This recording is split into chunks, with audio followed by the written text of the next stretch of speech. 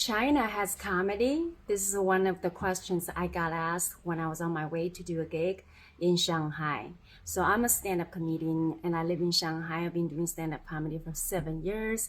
One time I was on my way to do a gig and then I ran into a couple from the UK who was traveling in Shanghai and they looked a little bit lost, in terms of finding their direction. So I offer help and they're like, oh, you lived here? I'm like, yeah, okay. What you gonna do now? I'm like, I'm on my way to do a gig. And they're like, what? There's stand-up comedy here?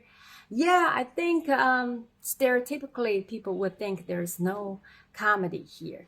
For whatever reason they have, for them to have the perception. But there has been stand-up comedy in China for years and years. Okay, actually, English stand-up comedy started, I think, around 2010 when Joe Wong, I think, delivered a speech at the White House Correspondents' Dinner, and because of his background as Chinese, it definitely inspired a lot of people to start doing stand-up comedy. And in Shanghai back then, there was quite a number of expats living there. I think they started off running open mics and then doing shows. There were a few Chinese who could speak English that were doing open mics and shows as well. One of my friends started back then.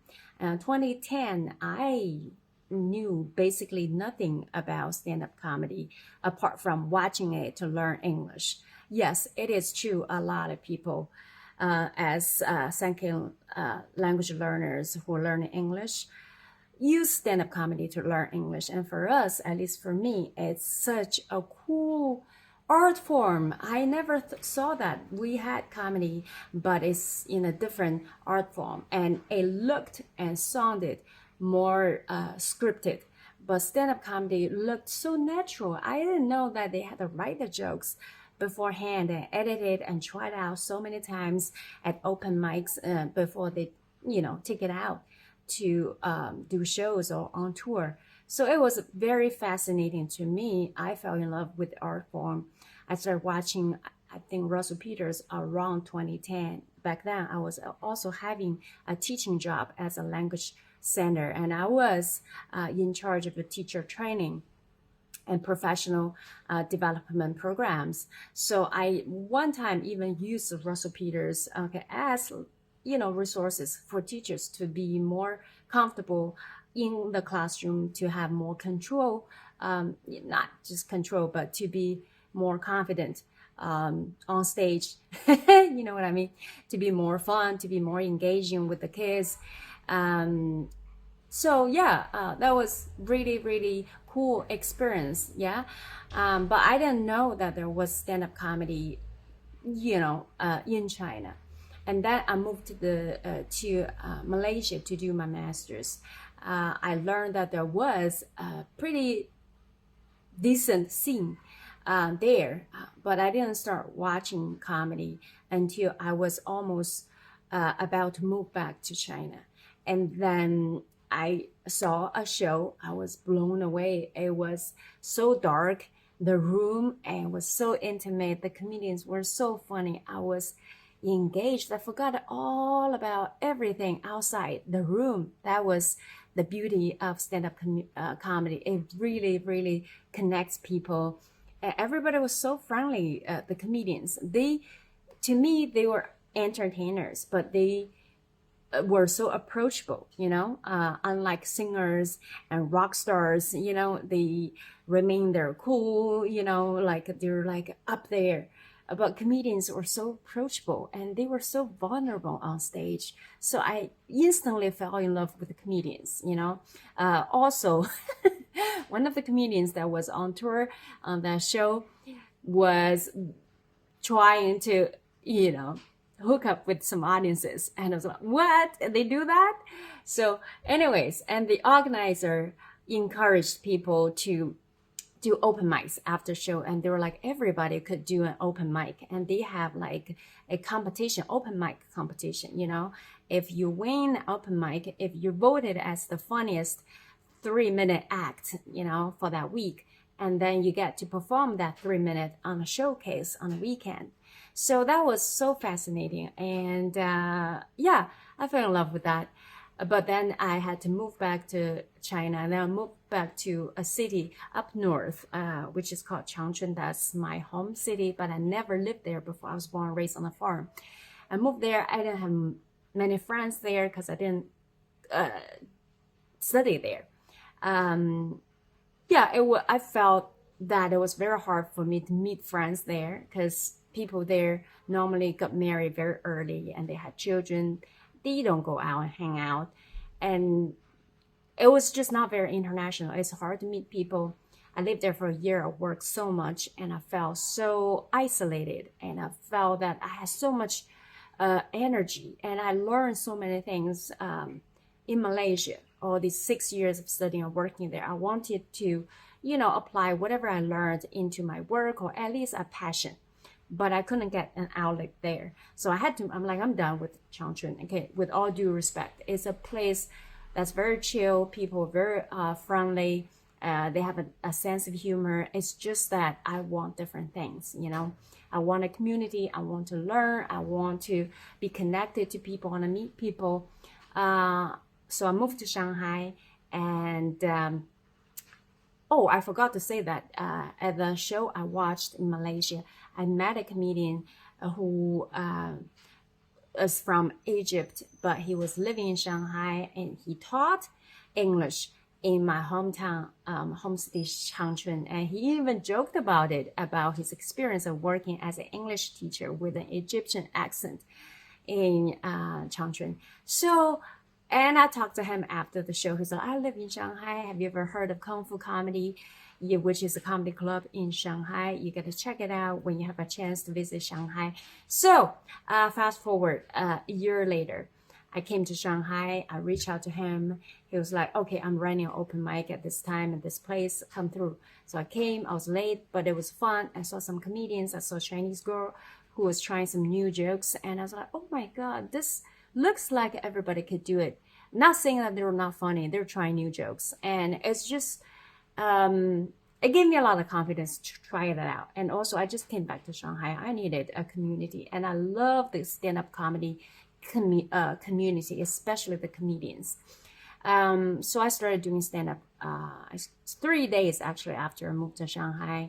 I signed up for open mic. I tried my first 5 minutes. People were nice. I got some giggles. I actually didn't know anything about stand-up, how to write it, how to perform it.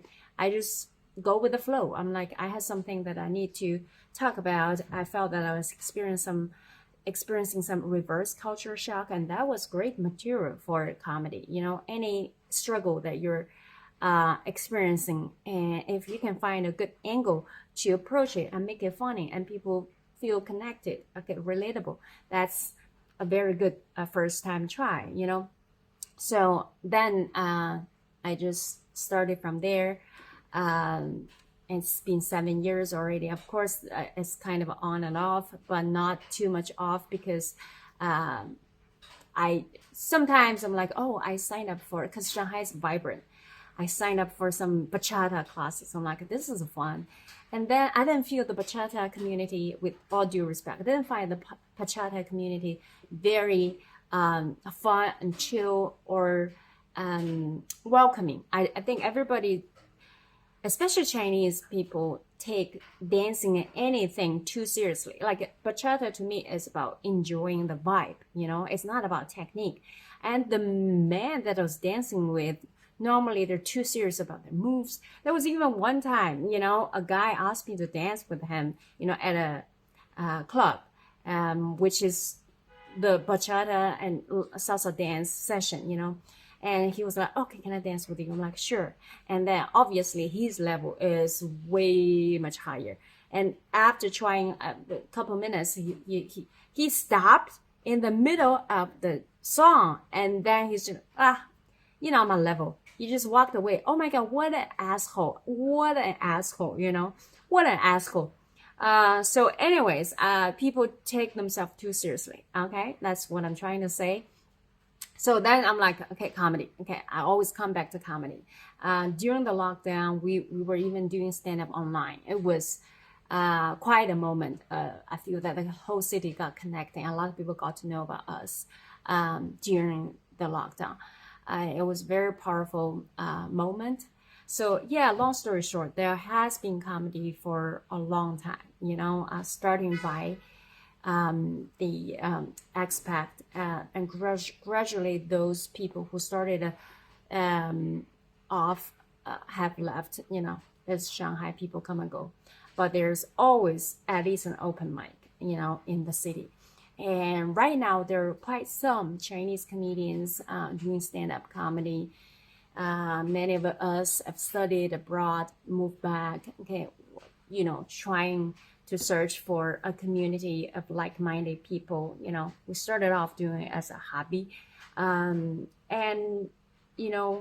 at some point we could do comedy every night. There were so many open mics. When I just moved back around 2019, it was even hard to sign up for open mic. Sometimes, they have 12 spots and then 20 people sign up. So that was really, really cool. It was a good motivation to motivate you to be better,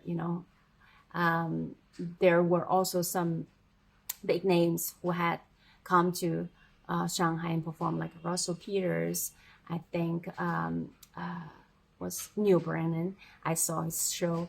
Yeah, it was really cool. And there is stand-up comedy. Yeah, I am running a club called Hilarious Club. We have been in operation for years. We really want people who travel to Shanghai to, apart from shopping, have some local experience, check out the shows, because from the shows, you're going to learn a lot of things about here, the culture, what people talk about, what bothers them, what make them laugh, and what make people feel connected. It's just a very good way to feel connected. So anyways, if you ever come to Shanghai, remember there is comedy. Leave a comment below and ask me any questions about here. I'm happy to bridge the gap between here and everywhere else. Okay, that's what I love to do. I've lived not everywhere, quite a few places. Now I'm here. I miss a lot of things about where I lived before. I also appreciate a lot of things that